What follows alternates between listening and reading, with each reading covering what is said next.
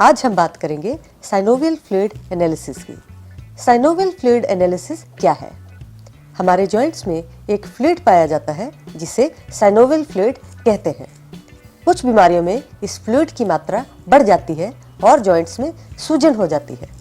इन conditions में हम एक सिरिंज की सहायता से इस फ्लूइड को निकालते हैं और उसका लेबोरेटरी एग्जामिनेशन करते हैं। इसे साइनोवियल फ्लूइड एनालिसिस या आर्थ्रोसेंटेसिस कहते हैं। साइनोवियल फ्लूइड एनालिसिस क्यों किया जाता है?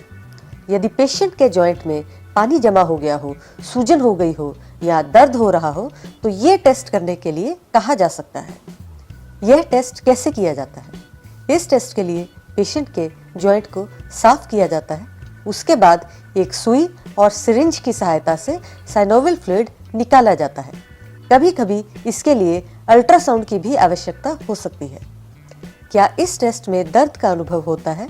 हाँ, फ्लूइड निकालते समय आमतौर पे पेशेंट को थोड़ी दर्द महसूस होती है। इस टेस्ट से हमें क्या मालूम चलता है? इस टेस्ट से हमें बहुत सारी बातों का पता चल सकता है। फिजिकल एग्जामिनेशन से हम यह जान सकते हैं कि जॉइंट में ब्लीडिंग तो नहीं हो रही। इसके अलावा यदि फ्लूइड हेजी हो, इसका मतलब इन्फेक्शन होने का शक हो सकता है। यदि जॉइंट फ्लूइड में क्रिस्टल्स का प्रेजेंस हो तो हमें गाउट का शक होता है। केमिकल एग्जामिनेशन से हम यह जान सकते हैं कि साइनोवियल फ्लूइड में ग्लूकोज और प्रोटीन की मात्रा क्या है। यदि पेशेंट को जॉइंट में इन्फेक्शन हो गया हो तो ग्लूकोज की मात्रा कम हो जाती है और प्रोटीन की मात्रा बढ़ जाती है। इसके अलावा यूरिक एसिड की मात्रा भी जानी जा सकती है जो कि गाउट में बढ़ जाता है।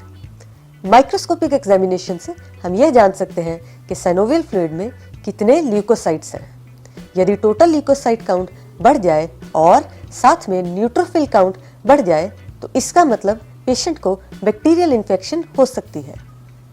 यदि पेशेंट को लाइम्स डिजीज हो तो उसके साइनोवियल फ्लूइड में इयोसिनोफिल्स बढ़ जाते हैं।